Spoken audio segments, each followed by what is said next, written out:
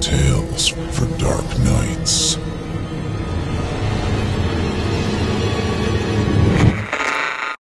The following program is a production of Chilling Entertainment and the creative team at Chilling Tales for Dark Nights, and a proud member of the Simply Scary Podcasts Network. Visit simplyscarypodcast.com to learn more about this and our other weekly storytelling programs, and become a patron today to show your support and get instant access to our extensive archive of downloadable ad-free tales of terror. Thank you for listening, and enjoy the show. The following program is intended for mature audiences and may contain strong language, adult themes, and content of a violent and sexual nature which may not be appropriate for everyone.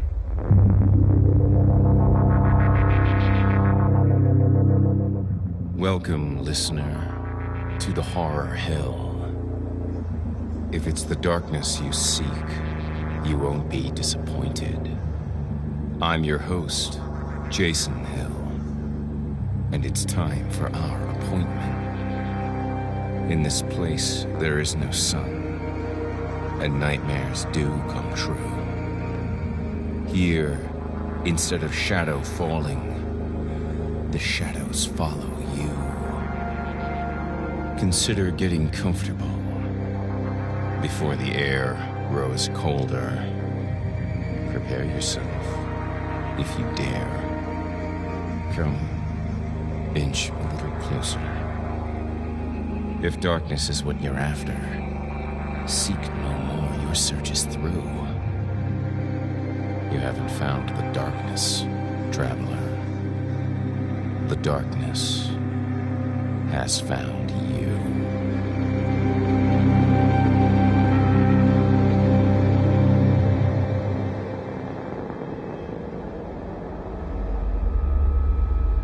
High school can be as terrifying an experience as any found in the dark corners of the unsavory sanctum that is the horror hill. Our first story this evening, a harrowing tale of haunted hazing and a rite of passage gone horribly wrong. From author Doug Hantke, I give you The Initiation of Ryan Cadle. I never believed in the supernatural. Joey Baloney Baldwin, yes, they called him Baloney, was the captain of the football team at my new school, Polka High. He was also in charge of harassing the new students upon arrival as well. He stood tall and slim, with the redneck equivalent of the California surfer look. His wife-beater lay tucked under his favorite camo jacket, and his tight blue jeans completed the package. I hated him before we ever spoke. "Hey, new kid." I kept my face down and my books clutched to my chest. There was nothing I wanted less than a conversation with that meathead. "You deaf, kid?" He reached out and grabbed my shoulder. "What's your name?" "Ryan," I mumbled, looking at him. "Now leave me alone." "Hey, I'm just trying to invite you to a little get-together at my place this weekend." I stared at him and his group of hype men and wondered what kind of joke they were trying to play on me. "You... what?" I asked. "It's... an initiation type thing, you know?" Joey smiled. "After that, we'll leave you alone." I had no desire to be initiated, but I also had no desire to be harassed every day for the remainder of my stay at that godforsaken school. I considered my options and, with a defeated sigh, I replied, What time?" His friends erupted in barbaric cheers, fist-bumping and high-fiving each other. I felt like I was a cast member on some shitty MTV reality show. "Oh, Friday night. My place. My parents are out of town this weekend." He grinned. "What is this, initiation?" You'll see." He looked over his shoulder to his friends who were all laughing. "Hope you don't scare easy." I don't scare easy. But the way he and his friends were acting made me doubt my own fear tolerance. Over the next few days, I asked a few kids if they knew what the initiation was all about, but no one would say a word. It was apparently something that everyone knew about, though, because on Friday, people started wishing me luck. My mind started telling me this was a bad idea, and my heart was trying to leave my chest and flee the scene. I sat on the school bus on my way home, thinking of all the things it could possibly be. Nothing had prepared me for that night. Nothing could have. I arrived at Joey's house around 9 p.m. and knocked on the door. His home was tucked away in a wooded area, much like every other house in town, beneath a canopy of hanging trees. I must admit it was a nice house. The door opened and there stood Mr. Baloney, wearing his school-issued polka, quote, dot, end quote, sweatpants. Yeah, the high school mascot is the Dots. How stupid. And a plain white t-shirt. He placed his right hand on my shoulder and gripped it tight. I didn't think you'd show. Well, I did. Hey, this new kid showed up, he screamed into the house. I heard a few hoots and hollers over the country music that was blaring from the kitchen. I felt like I was in a B-rate horror movie mashup, like Deliverance meets Scream or something. Want a beer? Joey asked me. Sure, I said. I figured I might as well get drunk if I was going to have to deal with these assholes for the night. Hey, Danny, throw me a natty, bro. Danny was one of the offensive linemen on the football team. He weighed about 340 pounds and was wearing his football jersey with the same polka dot sweatpants. Joey caught the beer and tossed it to me. I pulled the tab and had to immediately drink the beer that started spewing from the top. Chug, chug, chug, the mob chanted. An hour passed and I felt the mood shifting. Everyone started whispering to themselves and looking at me, which made me a bit uncomfortable. I was starting to become intoxicated. Why was everyone staring at me? It's time for initiation, people. Joey entered the room with an empty black sack. My heart started pounding against my chest, and I felt my forehead getting moist. I wiped my hands on my jeans and tried to calm myself. You, ready? Joey looked at me. Yeah. Come with me. The party went into a riot as they chanted, go, go, go, go. It wasn't nearly as inviting as the choke chant from earlier. I need to go to the bathroom, I said before we reached the back door. Number 1 or number 2? Joey asked. Not the question I had expected, but I didn't hesitate. I think I'm gonna throw up. All right, initiation will have to wait, I suppose, Joey said. The mob booed and started chanting, pussy, pussy, pussy. Once again, I liked the chug chant better.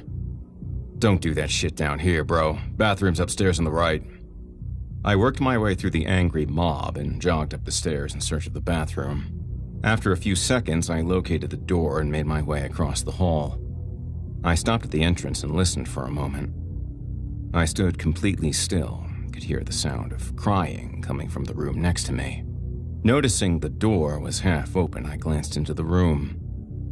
On the bed, crying, sat a beautiful girl, wearing a blue nightgown with white lacing. Her curly brown hair fell to her shoulders.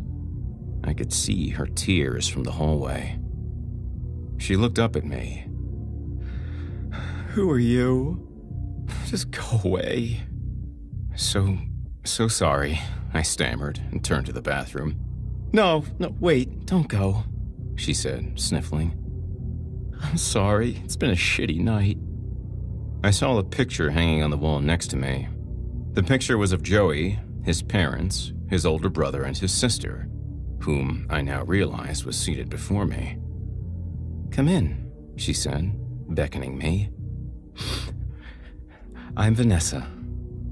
I can't, I said, trying to get the words out of my mouth. I've never been good at talking to girls, especially pretty ones.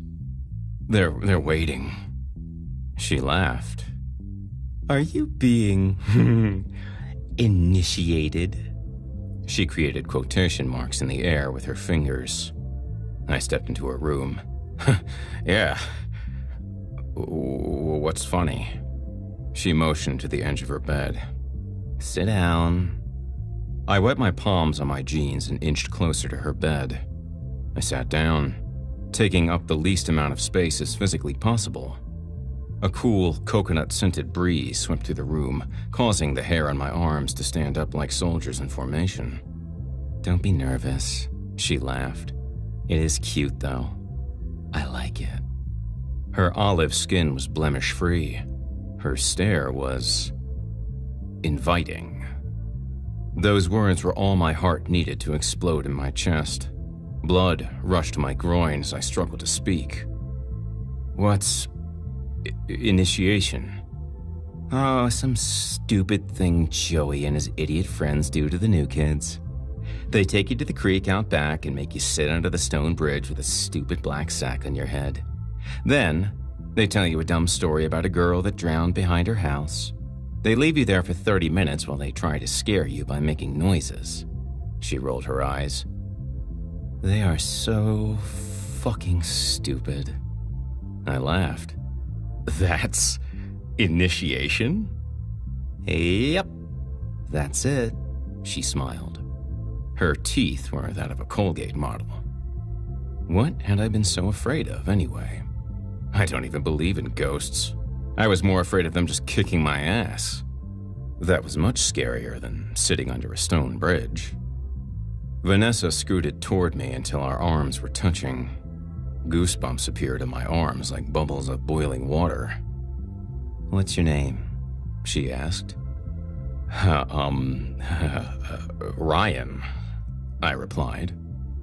Nice to meet you, she said with a smile. If you don't mind me asking, why were you crying? She took a deep breath and wiped the last of her tears from her drying eyes. My boyfriend broke up with me tonight. Oh. I'm sorry. Fuck him, right? Pretty much. You have a girlfriend, Ryan? She placed her hand on my thigh and I nearly melted. Her emerald eyes burned a hole into my soul. No, I said. Never have. Never? She bounced on the bed and grabbed my shoulder, pushing me in a playful manner. Lies. No, really, I've never had a girlfriend. I could feel the heat in my cheeks. Why was I telling her that? I should have just lied.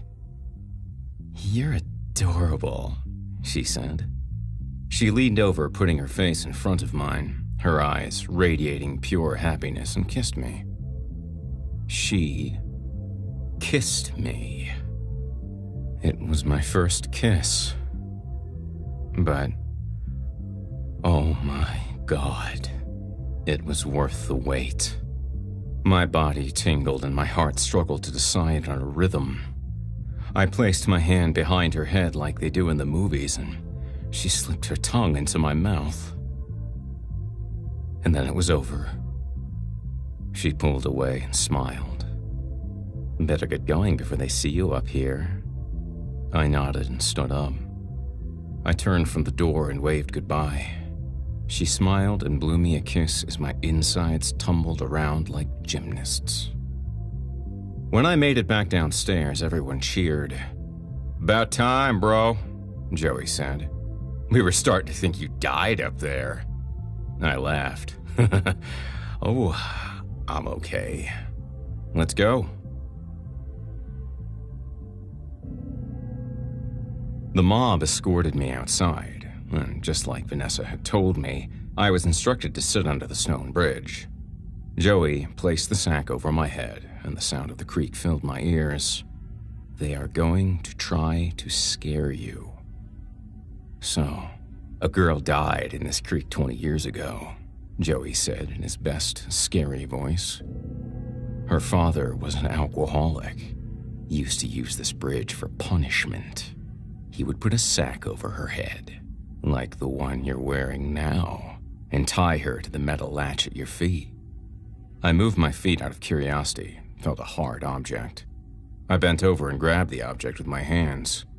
It was sturdy and had an opening large enough for a rope. Well, at least they weren't tying me. One night, as she sat tied up and hooded, it began to rain. Rained really hard, bro. Her drunk-ass father passed out in the house and left her there. The rain that night was record-breaking. The creek rose and flooded into the yard. The water wasn't even at my feet at the moment. I had to move down to the water on purpose to get wet, but I couldn't imagine how easily it would flood. If I were tied to the latch, my head would be below ground level. Oh, the girl fought with the creek, struggling to keep her head above water. She failed. Her father found her dead the next morning and then hung himself by the tree to your right. I could feel a cold breeze blowing over my neck as I sat in the darkness. A tingling sensation crept down my arm. With the sack over my head, my imagination ran wild. They say sensory deprivation can cause hallucinations, and I believe them. I heard laughter that didn't sound human. The voices reverberated, making my place under the bridge sound like an empty cathedral hall. 2 images appeared in the darkness in front of me. They glided closer and closer until they were identifiable. One of the figures was that of a young girl. Her hair was long and blonde, and her clothing ragged and torn. The other was of a man. His face was unkempt, his hair long and greasy, his clothes dirty. He pulled the sack down over her head as she cried hysterically, struggling to get free. The man tossed an empty bottle of Jack Daniels to the ground and spit into the water. I could smell the alcohol on his breath when he spoke to her. Vanessa's warnings weren't enough to stop the fear from entering my mind. The images faded. I could hear the mob whispering, but their voices seemed distant.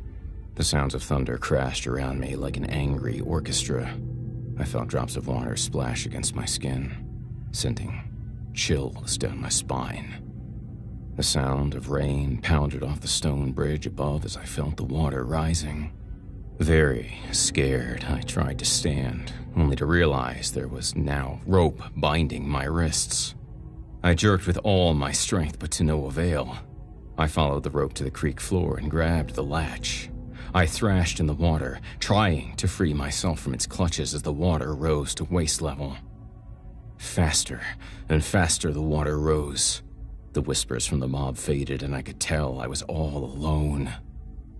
I was left to die in the creek, just like the girl from the story.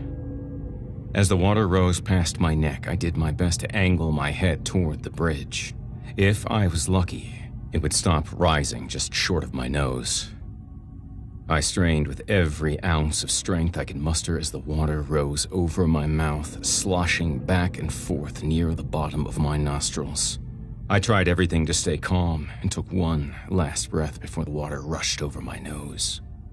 I could see the image of the girl struggling once more. And for a moment, I felt like we were the same person. I could feel my lungs giving up as they burned inside my chest. I accepted defeat and cursed Joey and his friends for leaving me outside to die. I closed my eyes and gasped for air. I heard the sounds of the mob approaching again. Their voices became clearer as I struggled to open my eyes. Oh, you all right, bro? A voice I recognized as Joey said. You were screaming. Oh shit, man, it was fucking hilarious. Yeah, a riot, I said as he removed the sack from my head. I trembled as I tried to regain my sanity. Joey gripped my shoulders with a fatherly squeeze. Oh, dude, it's over, man. Welcome to Polka. I walked upstairs to the bathroom and saw that Vanessa's light was still on. I decided to pop in and let her know how wrong she had been about the initiation. But when I pushed the door open, she wasn't there. I heard the fan in the bathroom running and decided to wait for her to get out.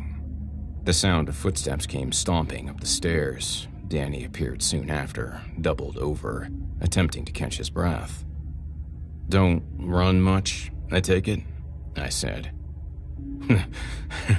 "Oh, funny," he said. "What are you doing in there? Joey will kill you for going in that room." I laughed. "Oh, I'm sure he would." My memory of the kiss rushed back to me. No, really, man." His tone seemed serious. Okay, I'll leave his sister alone." I turned back to her room and noticed the lights were off. The room was lit only by the moonlight, which left a dark blue tint on everything. Oh, it's not funny, dude." I looked with wide eyes to the window. Hanging from the ceiling, garbed in a blue nightgown with white lace trim, was Vanessa. Her wiry hair fell over her face, her skin decomposed and pale. She hung from a rope, and I could see the bruises on her neck from the break. Her left hand gripped a piece of paper. I turned to Danny, my heart pounding in my chest. I must still be under the bridge. I must still be under the bridge. I must still be under the bridge. "Vanessa died 5 years ago, man," Danny said with a whisper. "Her boyfriend broke up with her. She ran to her room and hung herself. Joey found her the next morning with a suicide note in her hand." I stared at him. My knees trembled from the fear of not knowing whether or not I was still under the sack. What did the note say?" Danny looked at me, lowered his gaze to the ground. It said, "All I ever wanted was to be kissed."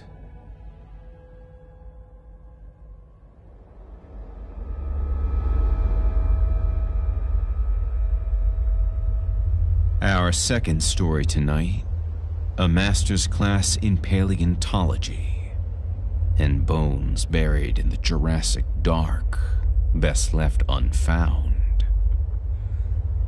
From author Darren Todd, I give you Bones of Contention. The bones arrived on a Friday in a pine crate the size of a steamer trunk. "Is that it, Mr. Evans?" Elliot asked, his tone lacking in awe. The rest of the Earth Science class conversed in whispers or stared out the row of bay windows overlooking the high school parking lot. Mr. Evans seemed puzzled at the size as well, his brow wrinkling. He checked the manifest from the State Museum. "Well," he said, extending the words he studied the plastic-encased paper slip. "Pachycephalosaurus. Yep, that's the right one. It's heavy enough, that's for sure. I'll grant you the box doesn't exactly impress. Still, count us lucky. We'll only be the third high school to earn a genuine fossil display." "How big will it be?" Elliot asked, his voice warming. "Oh, it'll fill the plinth nicely. Bigger than a velociraptor. Ought to turn a few freshman heads." I can't wait to see her," Elliot said, rubbing the crate's unfinished wood. "Looks like Ellie found a prom date," came a voice from behind him. He turned to see Brian Pagan smirking down at his phone, his two toadies cackling at the joke. "It's Elliot, Mr. Pagan, and do put that phone away," the teacher said. You know the rules." Brian's smirk widened. He kept his eyes on the screen in his hands. "Sorry, Teach. Just gotta put Ellie's loving caress on Instagram real quick." He looked up. Those rare moments of true love. Oh, such a gift. At this, his cronies laughed harder, and half the class joined in. "That is not my name," Elliot mumbled. He had bristled at Brian's belittling nickname since the bully came up with it freshman year. The bell rang, ending class. The students filed out, none so much as glancing at the box of bones. Only Elliot remained. He waited several seconds for Mr. Evans to finish rooting around the storage locker. "Now where is that damned hammer?" The barrier between student and teacher lowered with the others gone. That Mr. Evans could speak frankly around Elliot made the senior smile, despite the lingering angst Brian had left. "It's in the chest with the rock samples," Elliot said. Mr. Evans looked up, incredulous. "You used it to open a geode a couple of weeks ago? Remember?" The teacher shook his head, laughing. Oh, if half the class paid that much attention, my job would be several orders of magnitude easier," Elliot huffed. If Brian Pagan vanished off the face of the earth, that might just happen. The teacher looked around the empty classroom. The new STEM wing of the high school had opened only a month before. Every noise echoed in the space. He stepped closer to Elliot and spoke in a low voice. "Off the record, I'd feel no remorse if Mr. Pagan found another class. Not vanished off the face of the earth, but rather discovered a venue that appreciated his unique skill set." "Heckling every person outside his clique, you mean?" Mr. Evans smiled. "Perhaps. But if he left, someone else would take his place. Besides, I lose far more kids to social media than I do Brian's sedition." He placed a hand on Elliot's shoulder. "You can't let him get to you, Elliot. It only feeds the fire. You're a senior now. You've got, 150 days of high school left? Then you'll leave it behind forever. I'm not suggesting you'll miss it. I don't. It's just that by the time you find your feet at State, Mr. Pagan will be a distant memory, as unimportant as what you're having for lunch." Elliot nodded, but felt no better. Brian Pagan was a thug, and ignoring him only reaffirmed that. Elliot turned to leave, but whipped back around. "Speaking of lunch, you care if I swing back by and help put her together?" Mr. Evans crossed his arms. "What makes you think I'm willing to skip eating to assemble a 60-million-year-old fossil?" Elliot smiled and shrugged. "All right, you got me. Sure. Come by and we'll see how much we can get done. I'll have it laid out by then at least. I'll get my bio class to unpack it for me." Elliot's smile faded as he turned for the door. The idea of other students handling the bones soured his stomach. He knew the thought was silly. Bones that survived 60 million years could endure teenagers laying them out for assembly. Still, his peers' flippant attitudes concerned him. At least once a day, a student dropped a $500 phone under the school's concrete floor, only to pick it up and discover that the screen now resembled a spider web. They protested, of course, but never blamed themselves.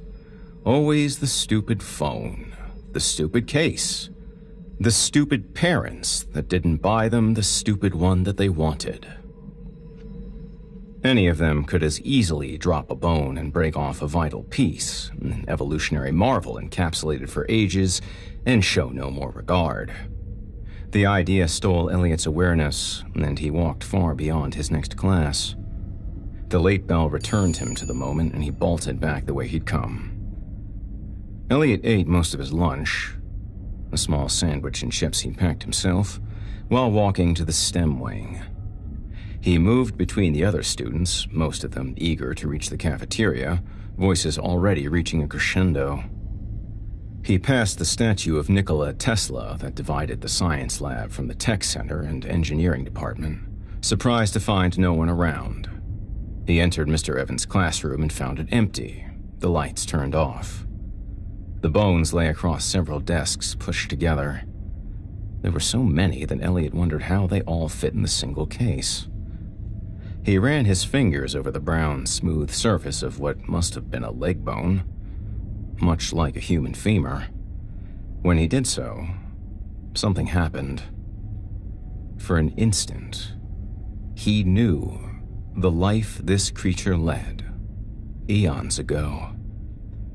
Nothing as concrete as images, but flickers of emotion. The adrenaline-fueled thrill of a hunt, the sound of a million insects buzzing like power lines. Even the smells. An earthy aroma that lingered in his nostrils despite the pervading odor of paint and floor varnish in the lab.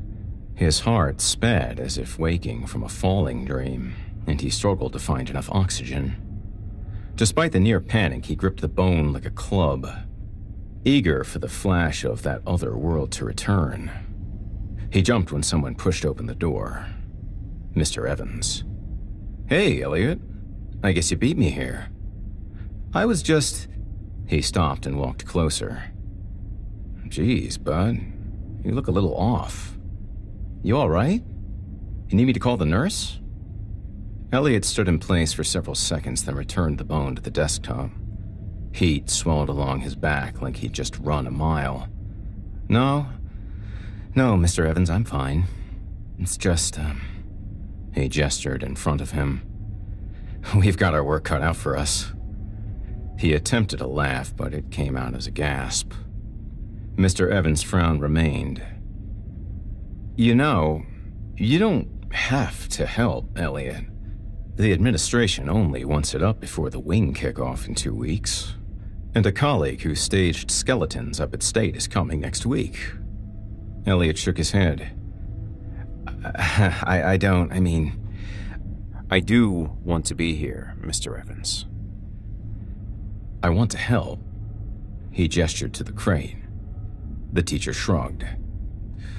"Okay, let's get to it."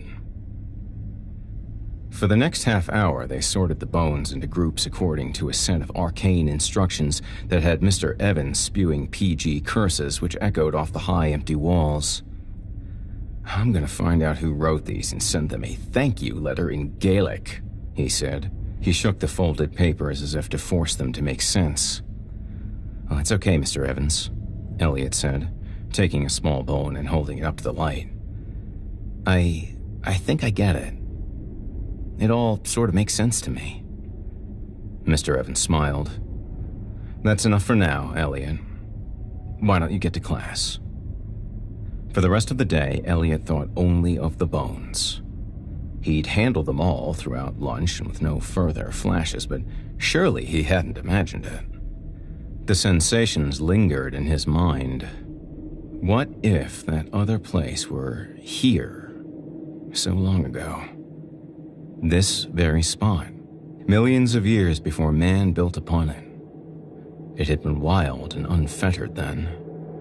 Now humankind had tamed it so completely that strangers could send their children to learn together without worry. Brutes like Brian Pagan could spend hours tormenting weaker people with no fear of reprisal. In that land, in that time, Brian's bullying would meet with quick and absolute justice. The nagging feeling made Elliot circle back toward the STEM wing after the final bell rang. If he saw Mr. Evans, he would make up something about forgetting his notebook. He hoped to find the lab empty. The halls dwindled of students and teachers alike, all eager to start the weekend. The flash had come before Mr. Evans met him during lunch, so maybe if he could touch the bones again with no one else around. Elliot knew the lab might be locked. The fossils were worth a fortune. But when he twisted the stainless steel knob, the door opened. He entered and called out for the teacher, but received no response. The light from the eastern-facing bank of windows had paled, leaving the lab dim and lifeless. He eased over to the desks still rife with bones both big and small. Elliot swore he could taste them in the air, as if the fossils had taken over the artificial miasma of the new building. He reached towards what looked like a foot bone, gnarled and knuckled. He held his breath, closed his eyes, and invited another episode. Back to grope your girlfriend, Ellie? The voice was unmistakable, as was the chuckle of Brian's friends. Elliot's blood chill, his legs felt instantly flimsy. His mouth dried and he licked his lips. But as he stared down at the bones, bravery bolstered him, as if the ancient relic had infused him with power. His lips curled back. He balled his fists. He imagined the crunch of Brian's nose cartilage giving under his knuckles. Finally, he felt ready to face them. He turned. The hit to his stomach came right away. It stole his breath, and the panic of suffocating overrode all else. He fought the urge to puke, riding the pain out. I got in-school suspension for having my phone out, you little prick, Brian said. Before Elliot could even raise his head, Brian sent a boot to his stomach, forcing out what little air Elliot had sucked in. The pain coursed through him, as if the bully had stomped him all over. You should think about staying home, Brian said. One of his toadies cackled like his leader had delivered the final punchline of a stand-up routine. Brian squatted and leaned down to Elliot's level. Oh, I'm serious, Ellie. I don't want to see your face again. It makes me sick. So, you do whatever it is you have to do. He grabbed Elliot's face and dug an angry thumb just under his eye socket, sending fresh waves of pain through him. Say you're sick. Tell Mommy you'd rather kill yourself than come back here. Hell. He dug his thumb deeper still. Elliot wailed in agony. Just go ahead and kill yourself. I think that's probably best. It'd be easier. Brian released him and the pain tapered. Tears rolled down Elliot's face. Oh, it's okay, Ellie, Brian said. You still got your bone. Then he kicked him impossibly hard in the groin. The pain shot up from beneath and seized Elliot's stomach. He retched. Nothing came up. The dry heave seemed to last forever. The strain blurred his vision, and he teetered on passing out. When he regained control, Brian and his buddies were gone. Elliot lay on the cool floor and cried for what felt like an hour. When he finally stood, the light had faded further. He wiped his face on his sleeve and looked into the parking lot. He spotted his car, a beat-up Ford Escort he'd saved for during the better part of the year, and two others. When his breathing slowed, an eerie quiet crept in. He walked to the lab entrance and peeked out into the empty hallway. The only lights remaining came from the emergency boxes set at intervals just beneath the drop ceiling. He walked back to the line of desks and the bones, but the power they'd given him vanished, replaced with an overwhelming despair that sapped his will even to touch them. Elliot picked up his pack and headed for the door. Once in the hallway, he spotted movement farther down. A beam of light danced back and forth, landing and resting on each door. The sound of the knob shaking preceded the silhouette of the security guard making his rounds. Elliot swore to himself and ducked back into the lab. He'd done nothing wrong, but the thought of facing the guard and explaining himself only served to heighten his anxiety. Elliot had never encountered the guard personally, but stories preceded the mid-30s officer, tales of unreported abuse, pepper spray malfunctions. No complaints didn't mean no injustice. Elliot knew that better than most. After all, Brian's suspension was the first sign of his tyranny receiving any adult attention. He ducked out of sight, crawling beneath a wraparound desk topped with a plastic model of the cat-sized Compsognathus dinosaur. So close to the floor, the myriad industrial smells seeped up, potent as perfume. At least he wouldn't dirty his pants. Most floors in the school resembled a coffee-stained tabletop by now. Elliot knew this, since he kept his head down as a rule. From his position, he could just make out the flashlight beam when the guard shined it in on the classroom. The light peeked in through the narrow window. "Nothing to see here," Elliot whispered. "Go away." His heart jumped when the officer turned the knob and opened the door. It stopped halfway open. "What the hell?" the guard said. "Idiots," he mumbled and yanked the door closed. The following sound could only be the deadbolt sliding home. The knob shook along with the door, but neither budged, and the light moved on. Elliot waited several minutes before slinking out from beneath the desk. He listened for footsteps in the hall, but heard nothing. He tried the doorknob. It gave only millimeters in each direction. Locked. In what remained of the light, Elliot examined the lock plate. On his side, a keyhole stared back at him. No latch. Only the port for a key he didn't have. His breathing became shallow, and the air thickened with the stench of the new room.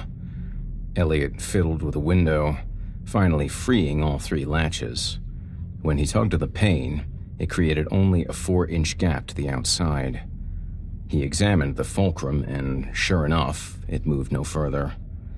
At least the mild breeze coming in cleared the stuffy air. Elliot tried the door again. He began knocking on it, then banging, and then yelling and banging. Sure, alerting the school officer required explaining himself, maybe even getting in trouble, but that beat the panic rising inside him at the thought of being trapped there. He called out for several minutes, breaking to listen, ear to door. Each time his lungs threatened to give out or his throat burned too furiously to continue. Nothing. Not even footsteps. "My phone," he said. Hope rushed through him like ice water on a hot day. He fumbled in the dim light, rifling through his bag, then shook his head. "Well, I guess I can turn on every light in the place now," he said. He flipped the series of switches. The fluorescent bulbs tinkled, then bloomed with light.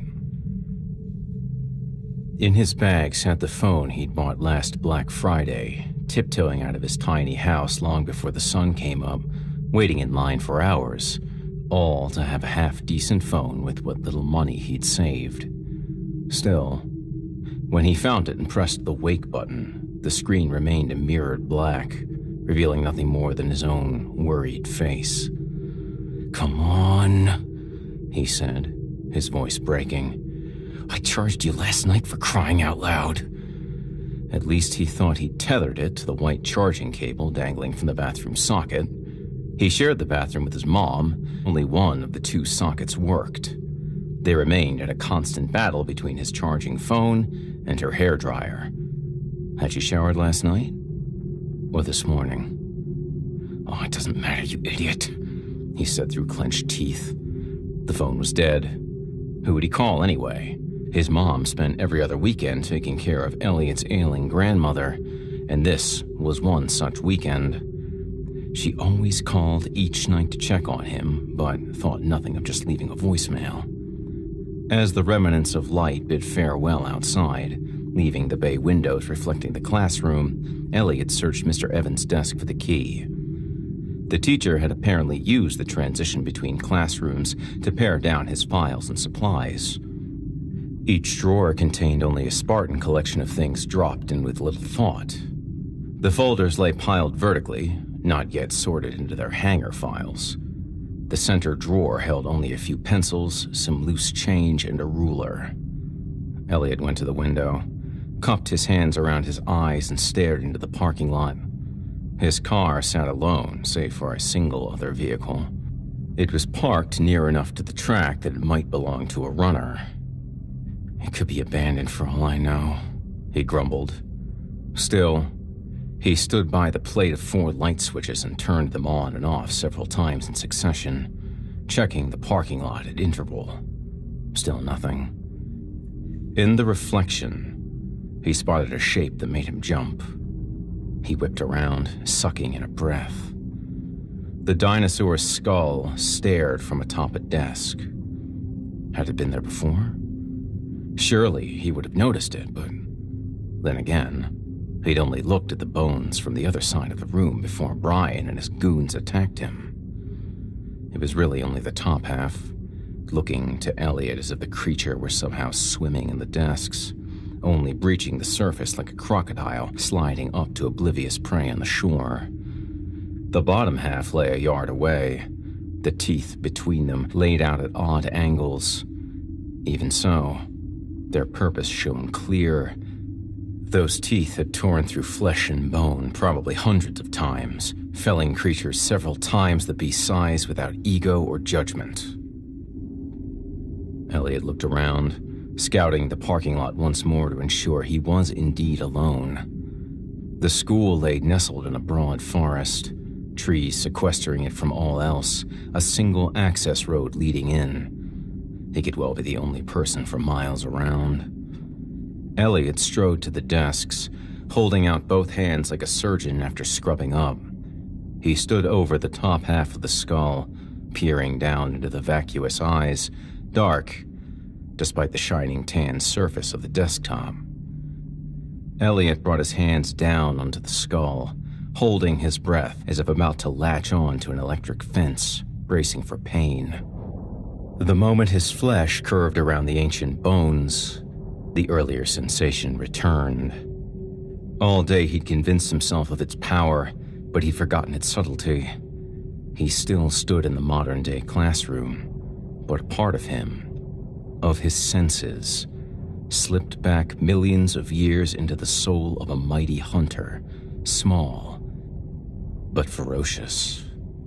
Only this time the hunter felt him as well. It linked to the present, pulled from a world billions of days before mankind. The soul of the hunter communicated without words, only sensations, and yet they swirled and collected into a single, harmonizing intention. The hunter avoided layers of benign courtesy and respect, just as a shark, unchanged through the ages, no sooner contemplated human flesh than it did the countless other species it tasted. The hunter's will solidified and spiked into Elliot's mind as neatly as an axe's wedge cleaves wood. He fell back, hands leaving the skull and moving behind him just in time to break his fall. He sucked in breath as if he'd been submerged in water for a full minute. He surfaced a new creature, born of a bond between he and the hunter. The invisible thread connecting them traversed years as effortlessly as it did species. The hunter's bargain sent the corners of Elliot's lips curving into a smile. His end lay clearly before him, in the bone puzzle waiting to be solved. Elliot experienced no more flashes, despite touching the bones over and over. None were necessary. He had received the message and needed only to act on his end of the deal. He had built his share of models over the years. One of the few things he ever received from his father was a collection of unopened model cars and planes.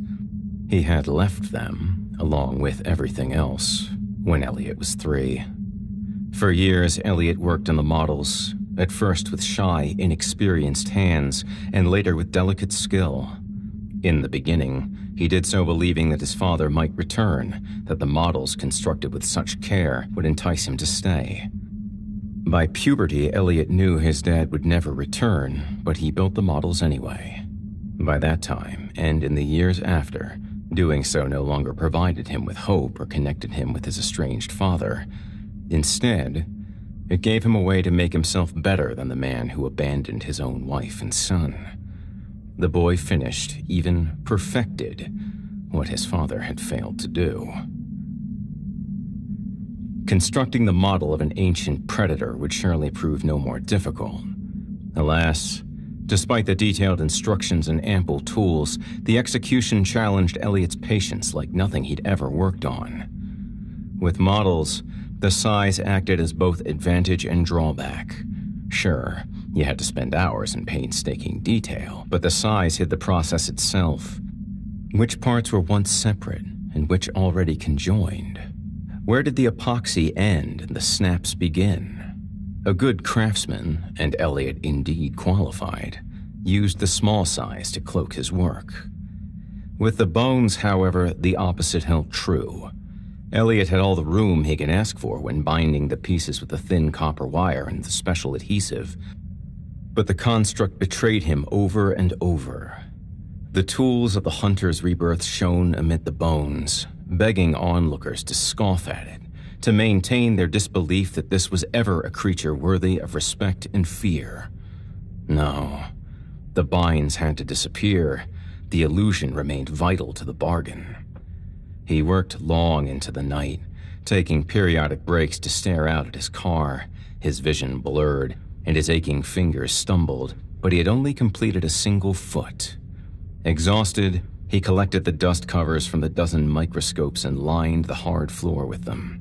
He used his backpack as a pillow, laid down, and fell instantly to sleep. In a dream, he crossed an open field with high grass wet from dew. His feet were bare, and as he walked, he grew colder and his clothes soaked through. A snarl interrupted the quiet, and he turned to see the bones pursuing him. Not the dinosaur itself, but the animated fossils sprinted across the field. He turned to flee, but made it only feet before the hunter fell upon him. Claws tore at his back, holding him in place. The skull, the size of a cow's, leaned closer. Through the fog of pain, he could still smell the beast's breath. It reeked of decay and dust. It hovered over him, inches from his face, teeth brushing and catching on his skin lightly enough to leave the paper-thin flesh intact. "What do you want from me?" Elliot cried. The grass had left him wet, and yet tears moistened his face anew. "I'm doing what you wanted. I'm doing the best I can." The hunter leaned into him. The pressure on his face remnant of Brian's biting thumb the day before, only infinitely more serious. "I'll do it," Elliot moaned. "I swear, I'll do it. I just need time, please." The hunter pulled back. Elliot turned to face it in full.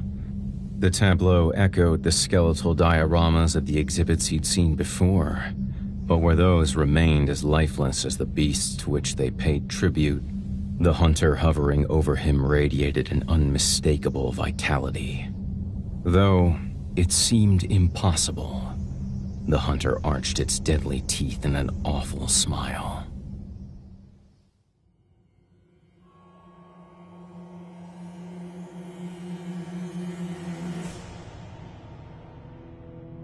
Elliot woke sore and disoriented. Early sunlight seeped from the bay windows, illuminating his meager progress. A single foot that, in the light of day, lacked the exactitude he thought he'd reached the night before. He recalled with clarity the beast standing over him, the tacit threat implied in that toothy grin. He hurled the foot across the room and into the stone wall, where it flew to pieces that chittered on the floor. "I can do better," he said, and set his jaw. Thankfully, the lab held several taps that poured into deep basins, so water presented no issue. Even after sating his thirst, hunger nibbled at Elliot's stomach. He ignored it, even slapping his gut when the gurgles sounded, as if training a dog not to beg. He again rummaged through Mr. Evans' desk, more closely this time, finding 2 granola bars stuffed between the folders. In his pack, he discovered gum and an energy drink.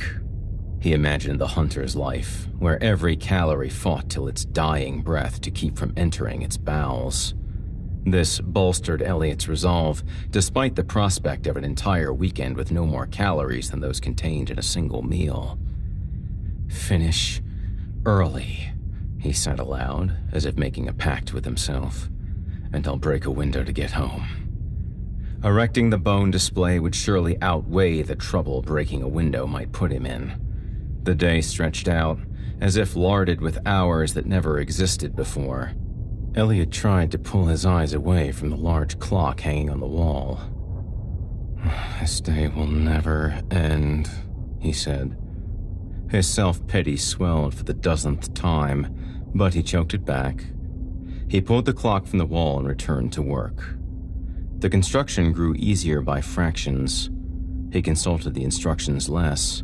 He decreased his reliance on the adhesive and exposed the copper bindings fewer times with each bone knitted. When he lay down to sleep that night, his fingers shone pink and raw, his vision blurry and his head pounding from the intense focus the work required. Despite the hunter's image that flashed across his mind's eye when he killed the lights, he fell asleep in seconds. He returned to the field of high grass, the wet blades swaying in the wind, licking his clothes. He turned and recoiled when he saw a large house on a hill, sure that it hadn't been there the previous night. The place rang familiar. Lights burned upstairs and down, though no one passed in front of the windows or walked the perimeter. A snarl split the night air, and the hunter crested a copse of trees set behind the house. It eased low to the ground, raising only its head to whiff the cool air, growling at whatever scent it picked up. Elliot suddenly remembered from where he knew the house. Even in profile, he recognized the ornate front porch from his junior yearbook. The caption, "The King Preparing to Dance with His Subjects," coming to mind. He knew the unmistakable gleam of Brian Pagan's cherry-red Trans Am beneath the street lamp. Elliot woke on Sunday to a blend of hope and despair. The end of his work loomed in sight. He'd sectioned the dinosaur into legs, tail, torso, and head. Each appeared well within reach, but his body threatened revolt. His stomach knotted with hunger pangs, but he had already eaten what scant food he'd rummaged. Filling his stomach with water failed to help. His fingers, raw the night before, now felt like blood-filled sausages. Merely flexing them sent shards of pain up to his elbows. His headache only grew more intense instead of abating. Then, he remembered that house on the hill and the promise the hunter made as he lingered, waiting in the liminal space between forest and home, between wild nature and insipid civilization. One more search of the lab revealed a tiny tube of aspirin which Elliot had mistaken for chapstick earlier. He chewed the 4 remaining tablets, the bitterness near unbearable but still oddly satisfying. Eventually, he could move his fingers and the pain behind his eyes tapered. He returned to work. Several times he teetered on completion, but then a section fell from the body or ribs snapped from the delicate adhesive and the finish line pulled a little farther away. By the time the light began to fade, Elliot gave up all hope on an early finish. He resigned himself to working into the night and even tried to appreciate the inevitability of it. What could he do but wait till school began anyway? When he finished, and the beast stood before him, complete and glorious, he rehung the wall clock.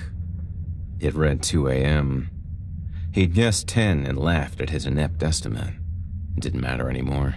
Before him stood the most important thing he had ever built.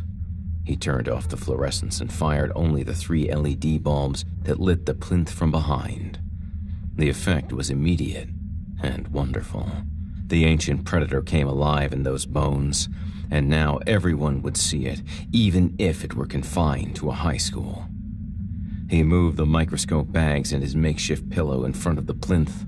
The pain in his joints and back demanded more aspirin and cried out for a bed not carved from stone. His fingers formed a hodgepodge of open sores now, so stiff and raw he could only place them on his stomach and let the pain throb. Even now, as he stared up at the hunter, he smiled. His eyes shut without permission, and sleep took him again. No longer spectating, Elliot slid into the dream space, directly inside the hunter. He watched in first person as the ancient beast moved from the forest into the open, manicured lawn behind Brian's house.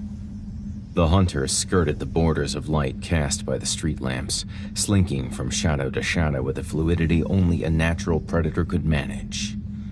No shrieking this time, it moved past the small basketball court, up onto the raised porch, its deadly claws ticking on the stained wood. It moved to the glass patio door where thick Venetian blinds lay at 45-degree angles, revealing the den beyond. Inside, Brian and his two cronies smoked a bowl in dim candlelight, their muted giggles silent through the double-paned glass. The hunter nudged the glass like a dog sniffing out possible food, resulting in a series of dry taps as the bones struck the surface. The hunter moved perpendicular to the blind's open angle, hiding itself from the trio inside, waiting. Elliot's heart thumped in his head. He couldn't hear his breathing, but he sensed the air moving in and out of him faster. A swirl of emotions churned in his gut, transmitted from where his body lay in the lab to Brian's home in the upscale community, far from Elliot's single-floor cottage. Shapes shifted behind the blinds, voices shushed and mumbled. A latch slid open, and the glass door rode its track, opening Brian's home to the night air. "What's that smell?" Brian said. One of his friends only cackled in reply. He ventured further onto the porch, squinting into the darkness. "What is it, man?" one of his toadies asked him. The hunter revealed itself from the shadows, sending Brian against the side of the house, standing on his tiptoes to distance himself from the living nightmare. His eyes widened, and his hands curled into fists. He sucked in a breath with a high-pitched whining sound. The bones in the beast's skull shifted, and Elliot knew it had offered the same terrible smile it showed him in his dreams. Brian's jaw quivered, and he shook his head in tight jerks back and forth. Then his muscles relaxed slightly, his lips moving from fearful sneer to drooping frown. He tilted his head to the side, like a dog discovering some oddity. Ellie?" he said. But the hunter cut him off, jaws refined by evolution doing the only thing they were designed to: rend flesh. Elliot woke to the doorknob shaking. A muffled voice sounded on the other side. He tried to sit up, but the weekend left him so feeble that his body refused to cooperate. He breathed in, held it, and rolled onto an elbow when someone keyed the lock and opened the door. He turned to see Mr. Evans balancing a cup of coffee in one hand, a key ring and the handle of his briefcase occupying the other. He held a book beneath his chin. When the teacher looked up, all of them fell to the floor. The coffee made a wet squish as the flimsy paper cup erupted in streaming contents onto the tile. It pooled beneath Mr. Evans' bag, soaking the book. The teacher did not seem to care. "Oh, my God," he said. "Elliot,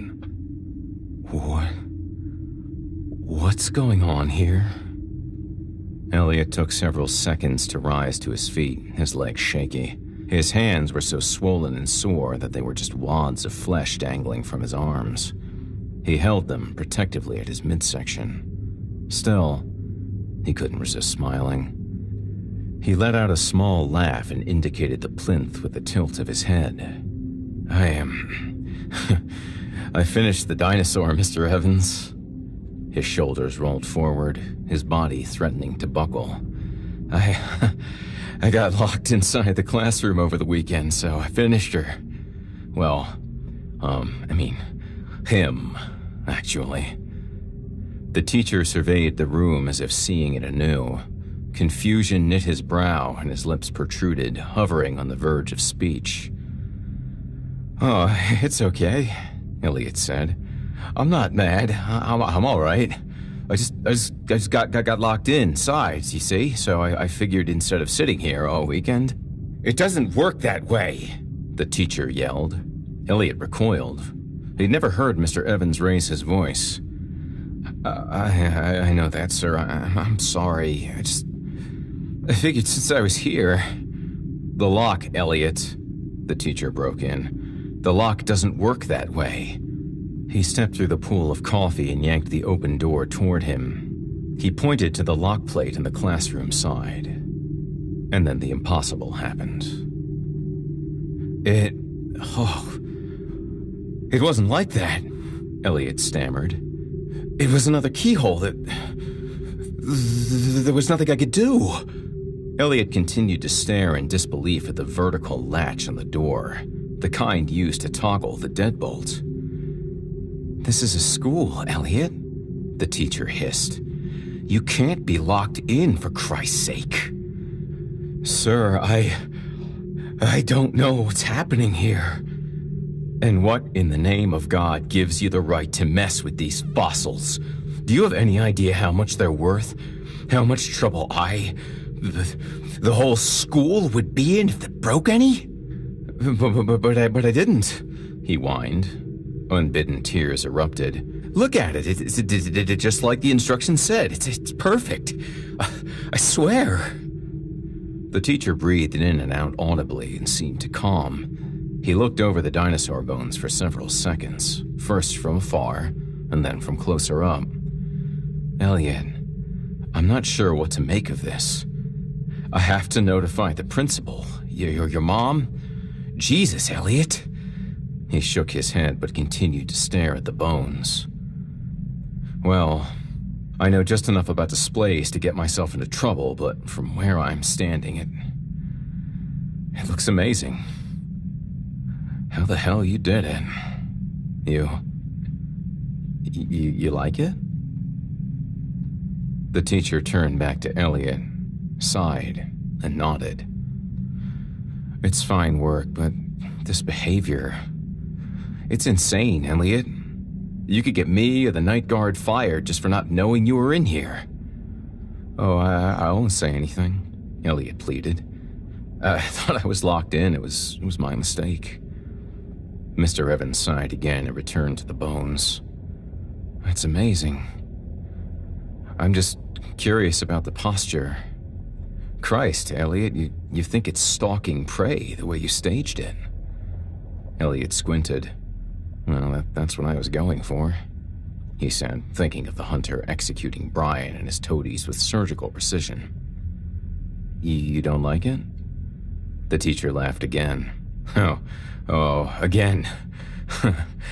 Oh, it's amazing, but it's not exactly accurate, bud.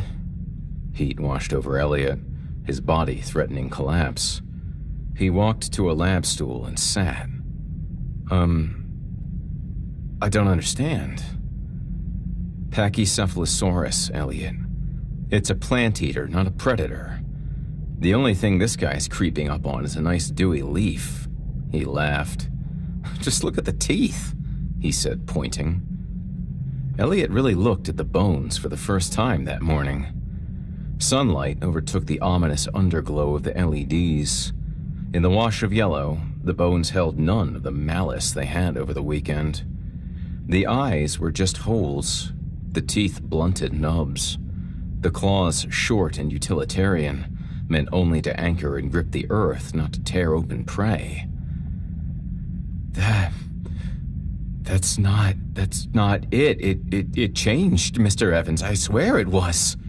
A deluge of memories from the last 2 nights flooded him, overwriting the ones he knew to be true until the moment.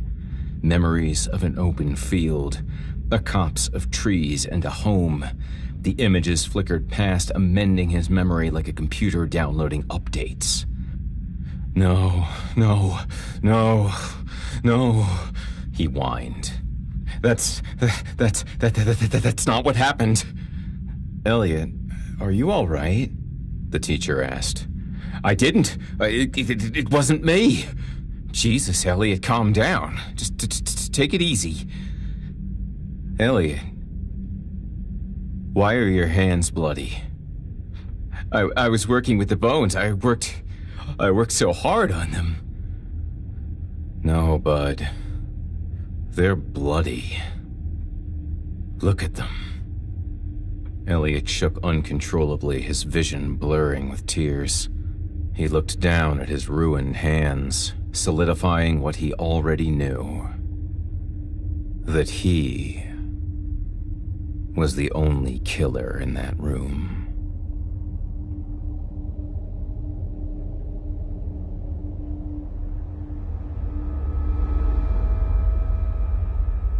Thank you for joining me tonight at the Horror Hill. Bones of Contention was written by Darren Todd. Darren Todd writes short fiction full-time, along with freelance book editing for Evolved Publications and narrating the occasional audiobook for Audible Incorporated. His short fiction has appeared in 31 publications over the last 12 years. He has had 4 plays produced and a non-fiction book published. So far in 2018, his work has appeared in Pickman Press Anthology, Corporate Cthulhu, in Silver Empire's Secret Stairs Anthology, and, most recently, in Beneath the Waves, Tales from the Deep. While some of his stories fall under the literary umbrella, he always returns to horror. His style and reading preferences tend toward the psychological, as he enjoys stories that linger in the imagination long after he's closed the book on them. He lives in Scottsdale, Arizona with his wife and son, and does his best work in coffee shops on a dated word processor. The Initiation of Ryan Cadle was written by Doug Hantke. Doug Hantke is a thriller writer. His first full-length novel, No Motive for Murder, debuted on March 24, 2015, to very positive reception, and is now available on Amazon.com, along with his other novels and Ghosts, Demons, and Crazy People, his collection of 8 short horror stories. Thanks for listening. You've been listening to Horror Hill, a production of Chilling Entertainment and the creative team at Chilling Tales for Dark Nights, and a proud member of the Simply Scary Podcast Network. Visit simplyscarypodcast.com today to learn more about our network and our other amazing storytelling programs. Tonight's program was hosted, and its featured stories performed by yours truly, Jason Hill. Additional performers have been featured when necessary to bring the tales to life. Selected stories have been adapted with the kind permission of their respected authors. Sound design, original music, and final mixing and mastering provided by Luke Hodgkinson, under the guidance of executive producer and director Craig Groshek. The program's artwork and logo by Jason Hill. Got a scary tale of your own that you'd like performed? I take submissions. Email it to me today at horrorhill@simplyscarypodcast.com to have your terrifying tome considered for production in a future episode of the show. If you enjoyed what you heard on tonight's program and are joining us on your favorite podcast app, subscribe to us to be sure that you never miss an episode. And please, leave us a 5-star review and a comment. Your feedback means a lot to me. You can also follow Chilling Tales for Dark Nights and Horror Hill on Facebook to connect anytime and get the latest updates. If you're listening on the Chilling Tales for Dark Nights YouTube channel, do us a favor and hit the subscribe button and the bell notification icon to get more spooky tales from me and the crew, and another episode of this program each and every Thursday. And don't forget to hit that thumbs up button too to tell us how we're doing. Oh, and if you could, please leave a kind word, or even a request. If you can never get enough spooky stories and can't wait until next week for more, and haven't already, be sure to check out Chilling Tales for Dark Nights on YouTube for more than 500 free audio horror stories, including more performance from yours truly, and consider supporting the team by becoming a patron. In addition to helping us out, you'll get exclusive access to our audio archive and ad-free downloads of all your favorite stories, including those you've heard on this program. As for me, I'll be back next Thursday with more frightening fiction to haunt your dreams. Until next time, this is Jason Hill. Good evening.